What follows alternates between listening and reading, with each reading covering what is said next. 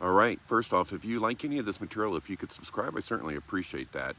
But here's a good one. I recently heard a monk say something that caught my attention. He said, if you're feeling fear, it's because you've separated yourself from the divine. Fear only has power because you allow it. And at first that sounds true, especially if you spent time in the spiritual spaces, and it's got some truth to it. But I want to slow this down a little bit. And again, you've heard my philosophy on question everything, right? Especially beliefs. Because I think that just because someone's a monk or speaks calmly, that doesn't automatically make something true. And spirituality, in my opinion, doesn't get a free pass from honest inquiry, right? Question everything. It's okay. And here's what I think may be more accurate. At a deeper level, fear comes from identification. When awareness identifies with a story, a body, a memory, a future, fear arises, right? It can arise. In that sense, though, fear isn't ultimate. It doesn't define who you are, and it also doesn't mean that something's gone wrong, like you're doing it wrong because you're feeling fear. I'm not a fan of that, because here's where, again, I think that type of teaching could be a little off base or potentially harmful, right?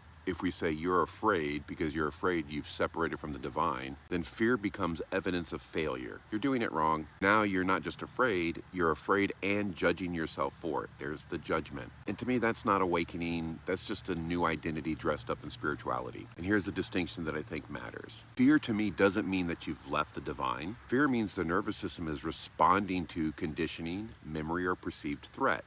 Right? If my daughter jumped out of the closet and screamed boo at me, I'm going to feel something, right? And that's the nervous system.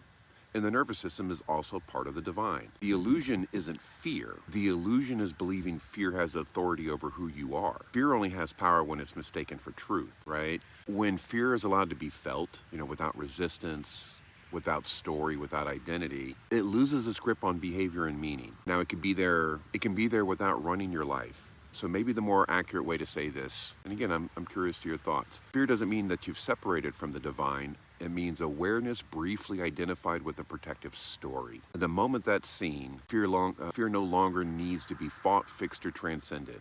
It can just pass through. And that's not bypassing, that's integration. Let me know your thoughts.